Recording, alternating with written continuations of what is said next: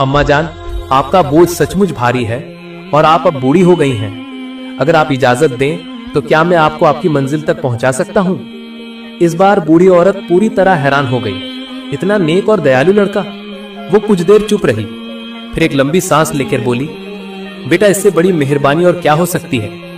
तब अल्लाह के रसूल सल्लल्लाहु अलैहि वसल्लम अपने कंधे पर वो भारी बोझ उठाकर धीरे धीरे उस औरत के साथ चलना शुरू किया। बूढ़ी औरत थक चुकी थी, वो हाँफ रही थी, लेकिन बातचीत चल रही थी। चलते चलते उसने नबी जी की तरफ देखा और कहा, बेटा मैं तुम्हें एक बात कहूंगी, अगर तुम समझदार हो तो ये शहर छोड़कर चले जाओ। यहाँ एक बहुत खतरनाक जादूगर आया है, उसका नाम मोहम्मद है। वो कहता है कि वो नबी है। वो हमारे देवताओं के बारे में झूठ बोलता है और लोगों को गुमराह करता है। नबी जी चुपचाप सुनते रहे, उन्होंने कोई जवाब नहीं दिया। उनके चेहरे पर सिर्फ सुकून था। कुछ देर बाद औरत ने फिर कहा, उनकी बातों में ऐसा जादू है कि जो एक बार उनकी बात सुनता है वो उनका होकर रह जाता है।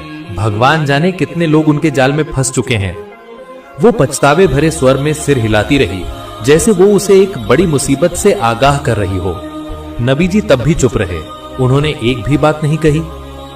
औरत इस बार थोड़ी गंभीर होकर बोली, बेटा मैंने सारी जिंदगी अपने देवताओं की पूजा की है।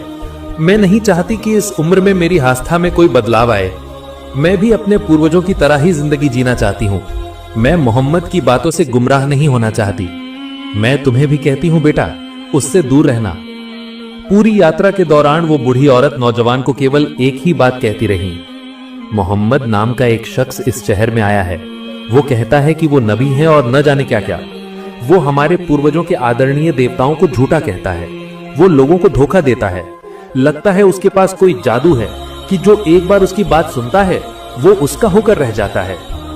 वो माँ बार बार यही बातें कहती रही, बेटा उससे दूर रहना, वो बहुत चालाक है। भगवान जाने उसने कितने लोगों को गुमराह किया है।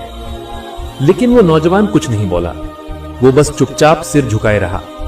बुढ़िया का बोझ कंधे पर उठाकर धीरे धीरे चलता रहा, जैसे उसने कुछ सुना ही ना हो।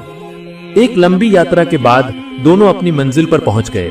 नौजवान ने धीरे से अम्मा का गट्ठा नीचे उतारा, इतनी सावधानी से ताकि उन्हें कोई तकलीफ ना हो।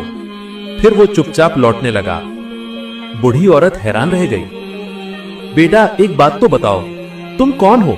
तुमने अपना नाम तक नहीं बताया। तुमने इतना बोझ उठाया, इतनी मदद की। मैं सब अपने दोस्तों और रिश्तेदारों के साथ शेयर करें और हमारे चैनल को सब्सक्राइब करना ना भूलें। इंशाअल्लाह हम फिर मिलेंगे एक नई वीडियो के साथ। तब तक के लिए अल्लाह हाफिज।